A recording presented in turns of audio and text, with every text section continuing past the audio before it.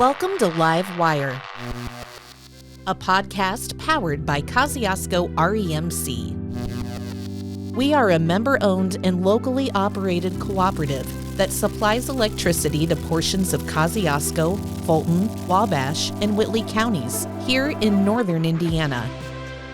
Live Wire is a program where we come together to discuss co-op matters, energy, community topics, and to communicate with KREMC members. I'm your host, Andrea Melton.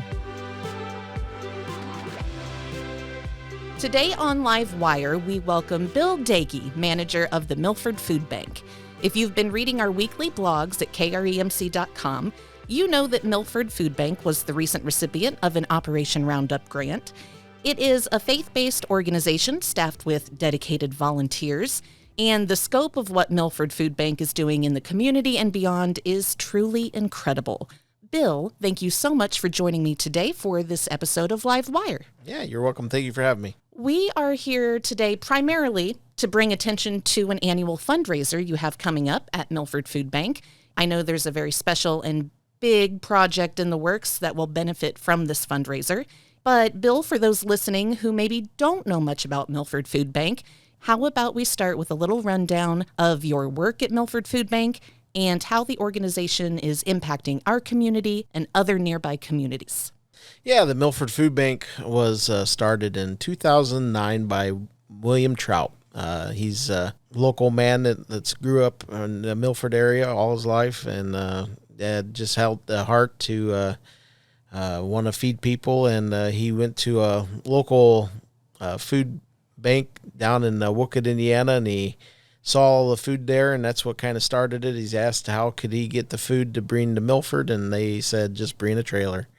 So that started the Milford Food Bank. It started with 5 pantries, trailer load of food, and it just blossomed from there. Over the first year, Bill grew it from 5 to 10, and he grew out of his space that was in a tiny little barn outside town. So then he asked Ron Bumgarner, which is the owner of the Papers Incorporated, to use part of his warehouse space to store food. And that's how I got to meet Bill, as I was running and helping operate the warehouse at the Papers at that time. And I got to know Bill. We hung out a lot. We started taking food out to the apartment complexes. We just grew a nice relationship, and God really prompted me through Bill that I needed to step up and help Bill run this ministry. So over the years, I'm going to fast forward real quick. So that was like year 1, 2. We were only at 10, 15 pantries. In year 5, we were at about 30, 35 pantries. And now currently, as of today, we are at 135 partners. And when I say partners, that means food pantries, kitchens, recovery homes, men's and women's, and just churches that just want to outreach to their communities that don't have a budget per se, and they want to do God's work, but they don't have the resources financially to support a food ministry. But that's where the Milford Food Bank can come alongside them and give them the resources to put in their church so they can bless their community. And but that's a quick rundown of the Milford Food Bank from 2009 to present. Is, like I said, we started with 5. We're at 135 now, and we have currently, I'm the operations manager. I'm the only paid employee. Everybody else at the food bank is a volunteer, which we have about 25 core volunteers that come in every week and help us load the pantries out and the partners out on Mondays and Fridays. And then we have packing days during the week that we pack food. Right now, like currently today, we're bagging up a bunch of Yellow Delicious apples. We just got in a whole semi-load of them. You never know what's coming in the door. You just got to be prepared for it, and just take the blessing and run with it, because sometimes when you get a semi-load of apples, it is kind of like, how are you going to get through all that? But that's a lot of apples. Yes, it is. It's extremely a lot of apples, but that's a quick rundown of Milford Food Bank and our volunteers. And like I said, I couldn't do it without our volunteers. They are the core to the food bank, and they are truly the ones that run the food bank. I'm just the guy that's behind the scenes, making sure everything's functioning and getting delivered and getting our trucks out on the road, because we have 2 box trucks that's on the road all the time, picking up food and delivering food. It's an extraordinary organization and operation. And when I was there, it was wonderful and very humbling to see the work being done there. And it is quite an amazing team you have, for sure. So Milford Food Bank distributes, gets all of this food to its partner organizations. So I know while you're not the type of food bank where people can come in at any time and shop or get what they need, I do know that you have spent the summer and are still setting things outside of the food bank for the public to come pick up on occasion. And you do a great job of keeping people notified of when those things have been set out if they're following you on Facebook, as I have been over the past few weeks. Yeah, there's a lot of great produce and different things being set out there for the community on a whole, too. Yes, we try to, our biggest goal is to serve our communities through our partnerships with our food pantries and our kitchens and that kind of, and them partnerships. But the one thing that in our beginning, me and Bill, like I said, we went to apartments and we walked around and just walked and gave bags of food out to people, individuals. And God just kept that in my heart that we need to also try to provide to the community sources of food. And that's why we have the produce stand that's out front of our building currently that just started in end of July. We started that. So we try to put fresh food in the hands of anybody that wants to come to Milford and get it when I do post it on Facebook when stuff is set outside. The things that are on the stand, we just ask for a free will donation because the food bank does purchase all them items. So we just, in turn, just if you can afford it, that's fine. If you can't afford it, that's fine too. Just take it and go on, because somebody else will take care of your need, because there's always somebody that'll overbless, and the food bank, and that always covers the people that can't, unfortunately, afford the food right now. But we also want to make sure people, or feel welcomed when they come to our vegetable stand or even to the building. It's just the way our economy is right now. There's so many people hurting and financially strained, and that's hitting the middle class more now than ever has been. We always have been serving the lower class, and now the middle class is starting to get affected by the economy now with the grocery prices and just the overall of everything costing so much money. And the downturn of the economy, too, of a lot of layoffs and a lot of jobs being lost. So, absolutely. Yeah, just God put that in my heart in July to get that up and running. And like I said, that's all run by volunteers and myself. So we try to keep it full as much as we can, but there is days that it isn't full, and that's just because we don't have anybody there to staff it. So right. It's interesting.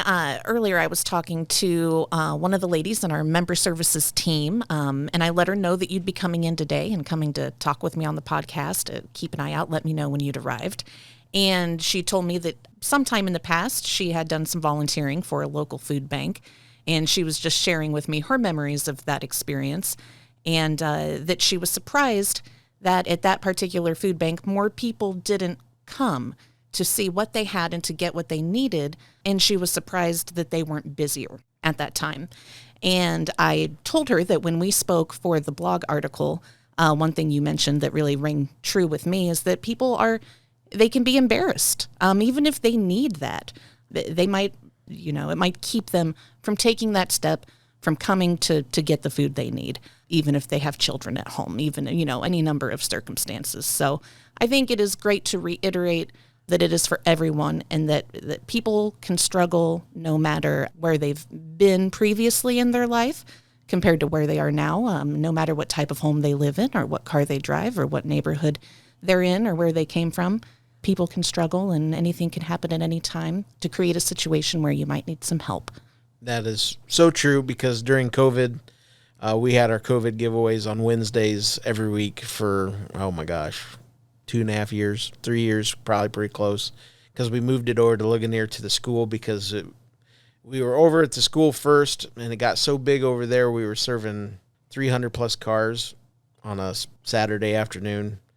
And then it just got to the point where I couldn't haul enough food over there because one day we had so many cars that the police department actually had to direct traffic on the highway because we had cars backed up all the way to Highway 33. But Wow. yeah, we want people to feel welcome when they come and get anything that we set out, because we set out frozen food, we sent out bread, we set out different things all week long on different days. And like I said, just follow us on Facebook and you'll see them posts. But the biggest thing is we don't want, this is a judgment free zone. I mean, we want you to feel like you can come, and if you want to make applesauce and you want to come get 40 pounds of apples, by all means come get 40 pounds of apples. If you want to take watermelons to all your neighbors, well, load 10 of them in your car and take them to your neighbors. Because we want you to go out and bless people as well as we're blessing you. Because some people don't understand. Some people see when people are loading their cars up, they think they're taking more than they should. And I sometimes have to remind them that they're taking it for their families and their neighbors and friends that can't make it during that time of day, so they take it home for the evening so they can pick them up from their house.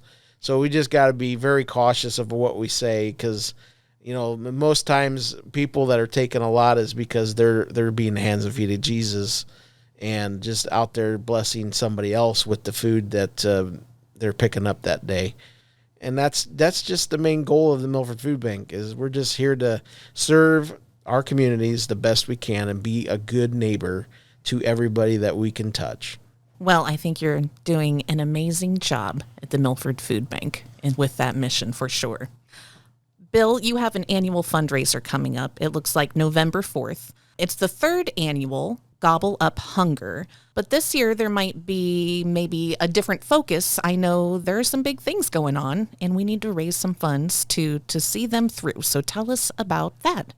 Yeah, this year we're having our third annual Gobble Up Hunger on November 4th. It's at the Milford School. We started off with a walk run that starts at, the races start at 4 o'clock, but registration starts at 3 o'clock. And following that, we have our haystack stepper that starts at 4:30 and runs to 7. And while that's going on, we have our silent auction that's going on, so you can come bid on a bunch of pies and cupcakes and cookies and just things to take home and enjoy over the weekend. And then at 6:30, we kick off our live auction, and we just have fun selling a bunch of nice items that have been donated to the food bank to just put more finances in our account so that we can bless our communities with food and just keep our trucks and our everything running. This year, the one big thing that we're trying to strive to get it all ready. We're still working on it, but we're hoping we can kick it off that night, is our building project. That's going to be our new warehouse with a couple truck docks, and it'll be our office and our packing room will be in this building. And this building will be located right across the street from our building on James Street. We're hoping to be able to put up a right now, tentatively, the plan is about 11,000 square foot building, so we can store all our extra items in this building. So that way we're right across the street from our facility that I call it like our mini grocery store, where the pantries come and they shop. So that way we don't have to go all the way around the block to go get stuff out of the warehouse currently at the Papers Incorporated that Ron so graciously donates it to us. And we couldn't do what we do without Ron, too. So quick plug there for the Papers Incorporated. Oh, there's so much stuff there, Bill. When I came to talk with you and see the Milford Food Bank, we spent quite a bit of time there at the mini grocery store, which is also a good-sized building and has a lot of food in it. And then you said, do you want to take a walk down to the Papers and see the rest? And wow, there was a lot more.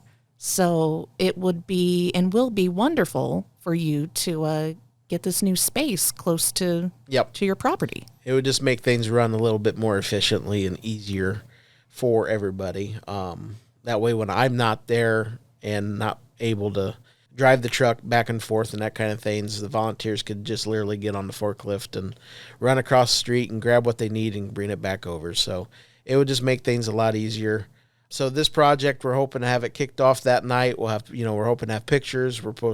I'm hoping to have, the numbers, what it's going to cost to erect the building and get all the grounds all prepped and just get this up and going. And so we can get people excited to come alongside us and, just be a sponsor. If you want to, businesses, if you want to be a sponsor for the Gobble Up Hunger event, we are taking sponsors for that night. And if you want to be a sponsor for our box truck, if you want to put your logo on the side of our box truck, we're doing that. That just helps keep them trucks running down the road with fuel. So there's them opportunities for businesses to get their logos on our truck, and because our trucks are running all over the place, so you get really a lot of exposure there. But we also need sponsors for our event, and them sponsors, just depends on where you want to donate, but it can start at $1,000 and go all the way to $5,000. That gets you pretty much a table at the event, and I think I'm pretty sure it's 6 people.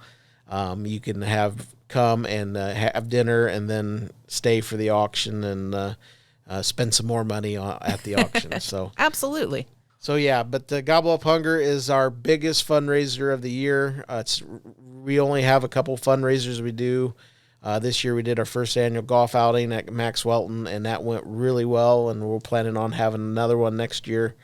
But really, Gobble Up Hunger is our bread and butter for putting the finances back in the bank account to just keep the ministry running every day to day. And of course, we can't do it without all our local people that do donate currently.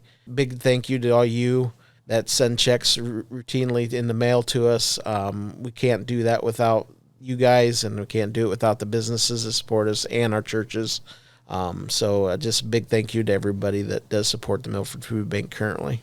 Awesome. So we have Gobble Up Hunger. Folks, it's November 4th at the Milford School there in Milford. There's a 1.5 mile run and walk, a haystack supper, silent auction, and live auction. Visit milfordfoodbank.org if you want to learn more. If you would like to be a sponsor, donate, attend the event, whatever you want to do, visit their website. They would love to have your support. Milford Food Bank doing incredible things in Milford. The impact is really phenomenal, not just locally, but across, I would say, the northern part of the state. And I know into Michigan, a lot of people are being helped by this organization. Yes. Yeah, just to give you a quick number, because it always blows my mind every time I hear it. I'd never imagined where we came from in our beginning to where we're at now. But as of 3 weeks ago, I had to do a presentation at a church. And so I got some numbers around, and from January 1 of this year to 3 weeks ago, Milford Food Bank has given away, and this is given away, 2.4 million pounds of food since January 1. So wow. That's a lot of food, and and from last year to this year, that's up about 600,000 pounds. So that just tells you the strain our economy is in right now. So. But God is good. That's all I got to say is God is good, and he keeps us plugging away. So wonderful. Thank you for having me. Thank you, Bill, and thank you to your team for what you do. Have a great rest of your day, and hopefully we talk again soon. Yeah, this is great. Hope to be back. You've been listening to Live Wire, the official podcast of Kosciuszko REMC. To learn more about KREMC, visit our website, kremc.com, and follow us on social media. Thanks for listening.